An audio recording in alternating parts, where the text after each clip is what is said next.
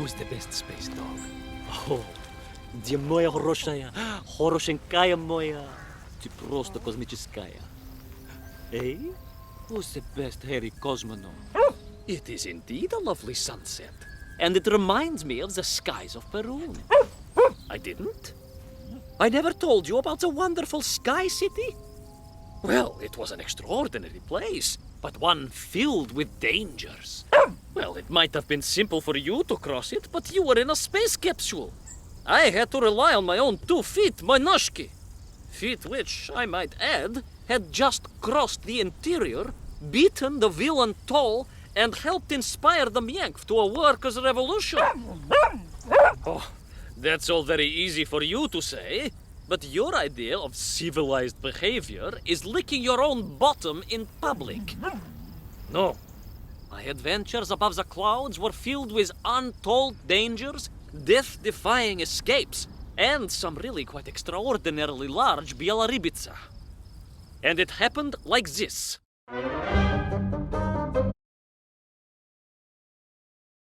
Weeks had passed since I left Plutonia, and one evening, exhausted, I simply fell asleep at the foot of a strange windmill. And when I awoke, well, that thought didn't cross my mind. I was exhausted after all.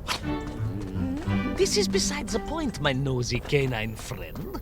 What matters is this. When I awoke, the windmill and the ground around it had been carried high into the air. What magic was this? Что за магия? As unlikely, perhaps, as a suitcase-sized dog orbiting the center of the Earth for many years. Quite.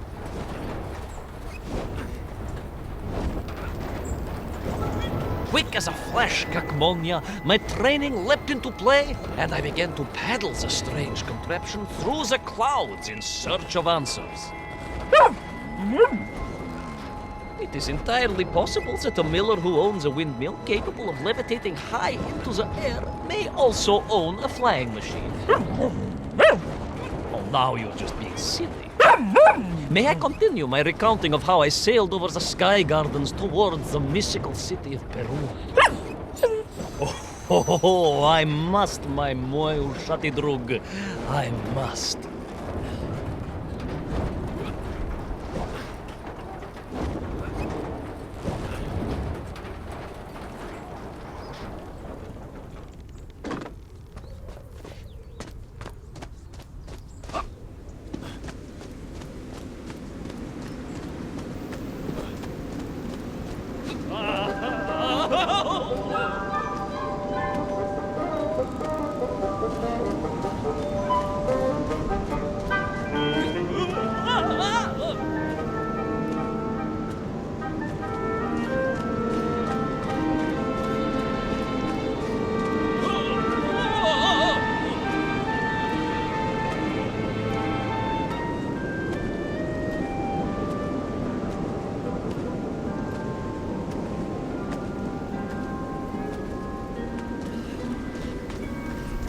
What powerful emanations! What mighty gusts!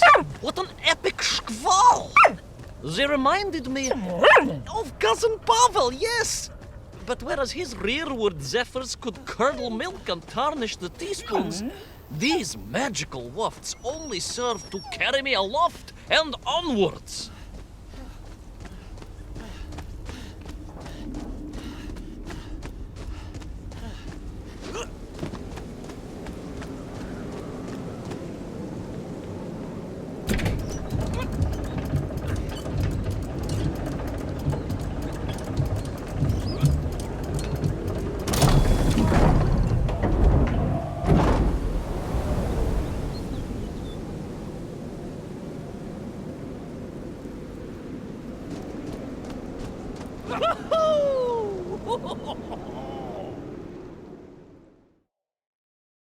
But something was afoot in the gardens of Perun. This horrid muck staining the surfaces and making my nose curl. Yes, it was positively Pavelian in scent. But it did not belong here. I think I once told you of Auntie Masha's passionate encounter in a cable car with the manganese entrepreneur from Chiatura. Now, Auntie Masha told me that there was a disagreeable stain and smell all around those factories and smelting works. Our industry is not without its dangers. Could it be that the once bucolic gardens of Perun were being corrupted by unchecked pollution? After all, science is a double-edged sword, my bristly confidant. Consider Zemikov. Of course. I apologize. Прошу прощения. Two-headed dogs is perhaps a rather insensitive analogy, but not without justification in this instance. I have seen the blemished lands around Norilsk, but I could not believe that I would find such pollution here. But this was nothing to the true horror of what was shortly to unfold.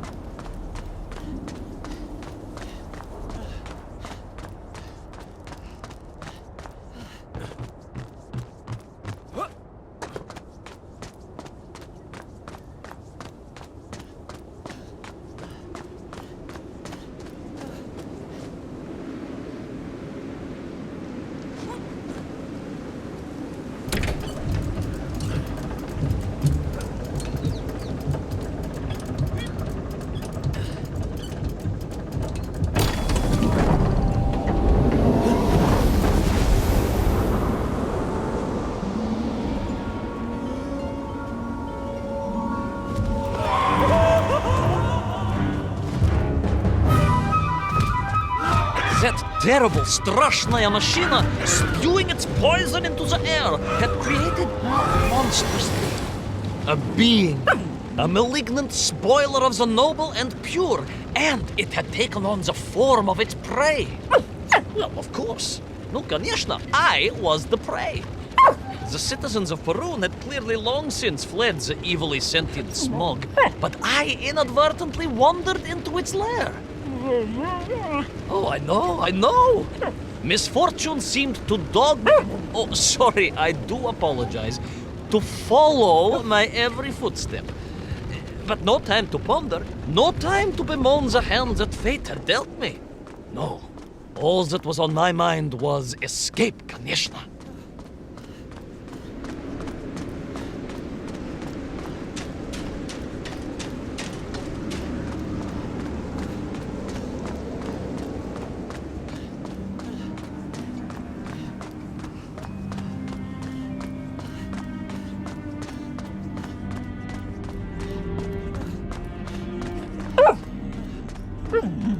Yes, it was most interesting. The windmill seemed to be from an earlier age. Perhaps this was a devastating warning of the destructive power of unfettered industrialization. I most certainly had not forgotten about the windmills. I did not get carried away. You are missing the point. Perhaps because you are only a small dog. Oh, a brilliant, brave, spacefaring dog, of course, but a small Savashka nonetheless. If you perhaps listened more and interrupted less, I am just getting to the explanation of the windmills.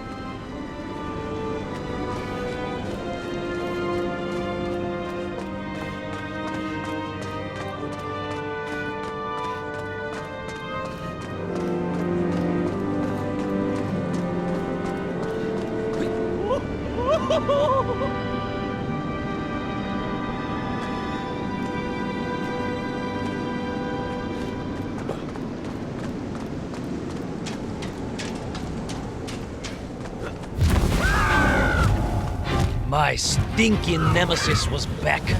But more interesting was the change in the city.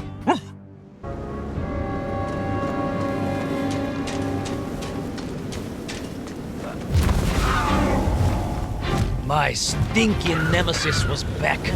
But more interesting was the change in the city. The windmills were fading out, clearly obsoleted, mothballed, relics.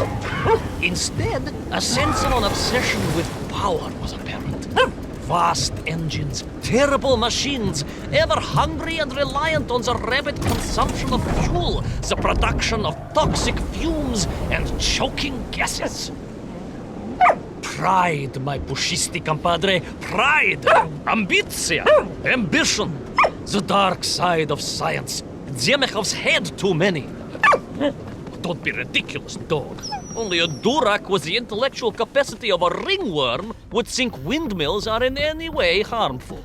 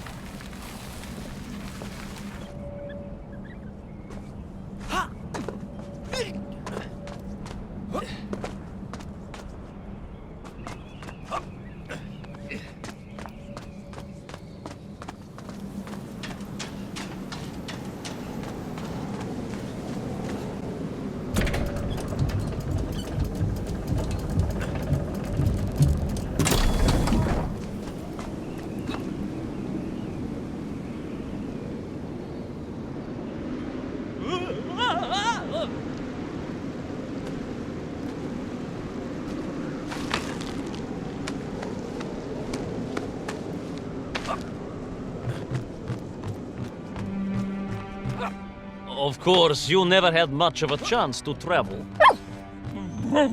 Sarcasm doesn't suit you. You don't have the tail for it. You do, at least, have a tail. Mind you, family gossip maintained that so did Uncle Rabliem, although it was apparently little more than a stub, and a source of considerable discomfort and social anxiety. The question of whether or not Uncle Rabliem wagged his stub is very much off topic. What I am trying to say is that your upbringing on the streets of Moscow meant you never saw the blackened fields of Magnitogorsk, the sacrifices made by the valiant citizens of that industrial heartland, as they drowned in their own blight, even as they powered the state forwards. I was reminded of Magnitogorsk as I wandered through those fields of pipes and foundries, and I wept for the loss of innocence that so often goes hand in hand with progress.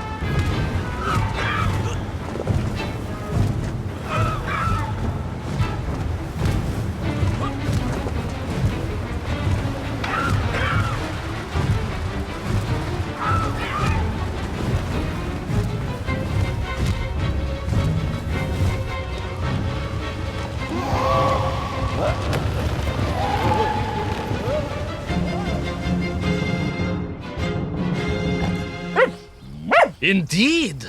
I just evaded the slimy, oily grasp of that man-made vaginoid, his petroleum stink clogging my nostrils and making my head thump. And I felt a great stirring within me. Yes, much like, I assume, Cousin Pavel. May he never get loose again. But no, quite different. This was no volcanic upbubbling of gastric malintent. No, it was the roaring fires of justice once more ignited within me.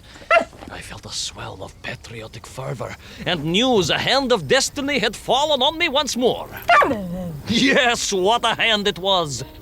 I could not see this great wonder sink into an abyss of poison and bile.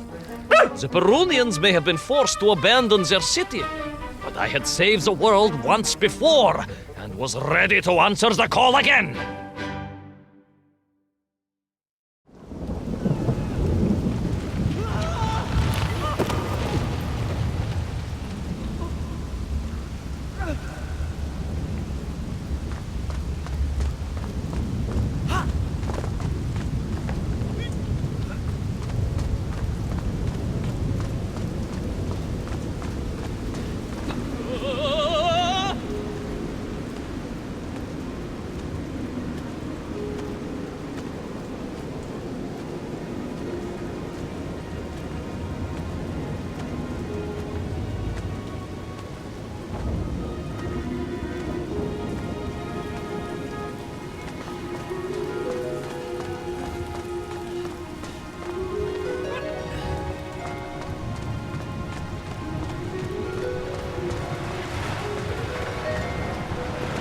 What strange metal bielorybitsa clearly designed to swim through the air?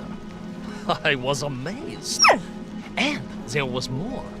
Beneath the fins, I spotted the apertures of hoses and was reminded of the time Auntie Agrafina devised a contraption to water all of her copious algae beds simultaneously with one flush of the toilet by a system of pipes and valves that ran throughout her house.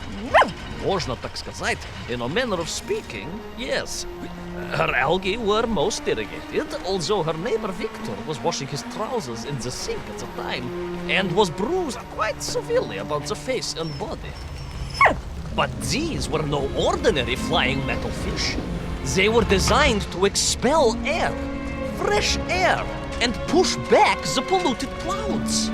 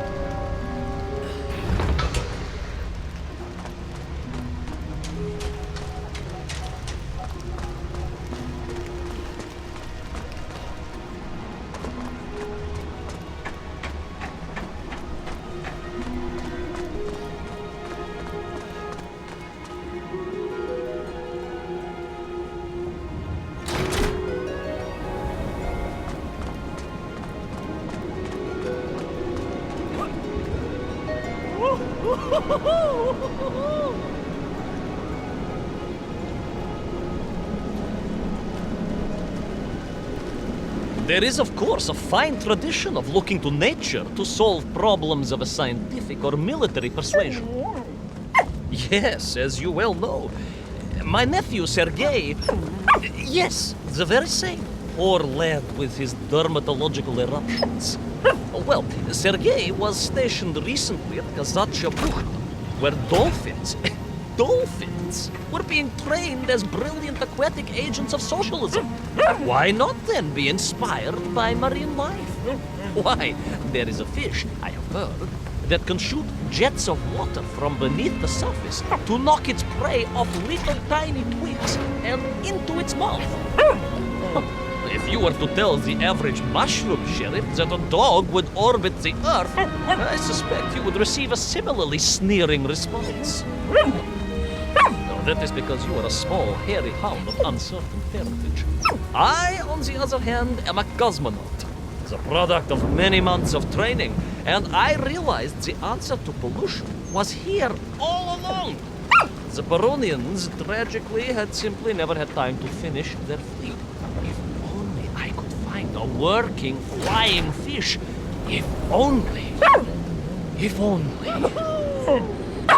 Yes, if only.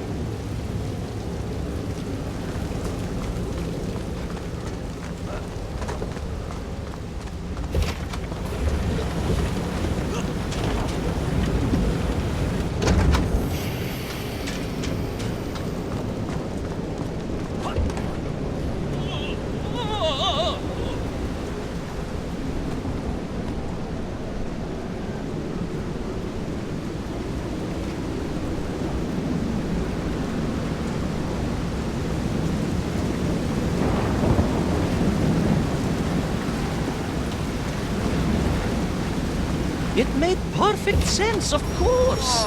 The poisonous Duchata that engulfed Maroon was like a nasty cold. And you know what to do with a cold to rid yourself of it. You may not get colds, but nor can you operate bee-shelling machinery. So don't get ideas above your station.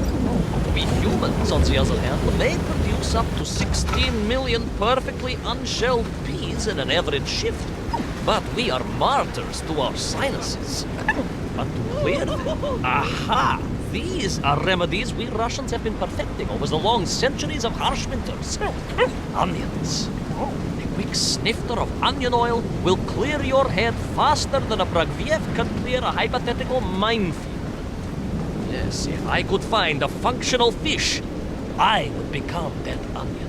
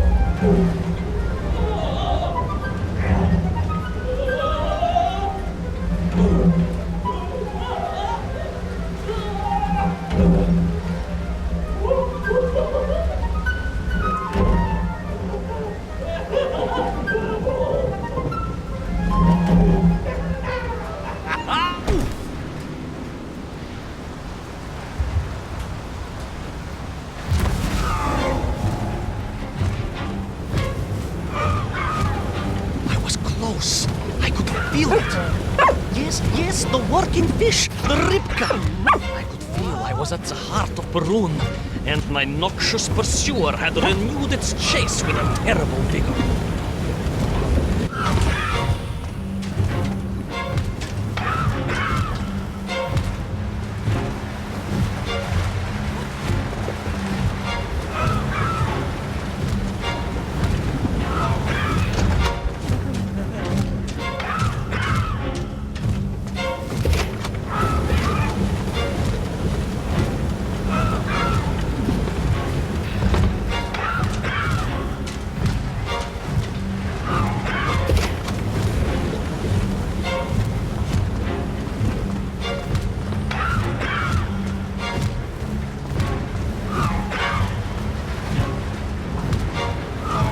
Not far now. I just had to keep going, keep pushing. It's almost as if you knew, Pavel. Kabeltiert.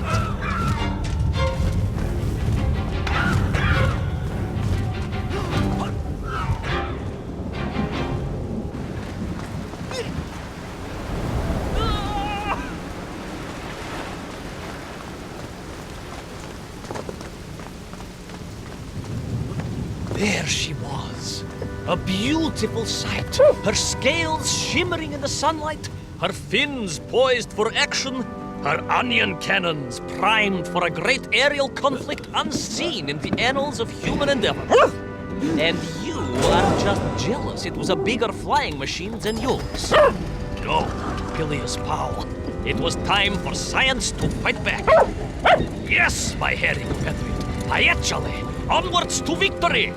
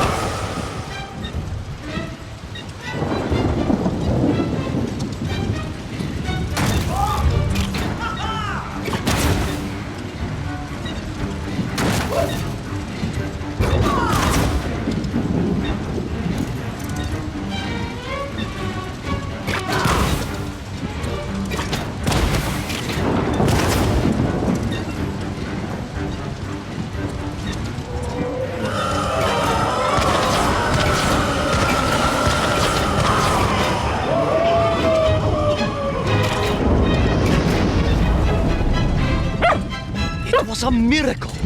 I found myself swooping through beautiful clear skies, the strange interior sunlight gleaming on the sides of my fishy vessel. I heard birds clear their little throats and begin their wondrous gvalt, the wind gently humming on the fins. And then, all of a sudden, under it all, well, you see, in my hurry, it didn't even occur to me to check how much fuel was carried in the strange craft. The horrible splutter, the engines choked and died, and suddenly we were plummeting downwards towards our doom.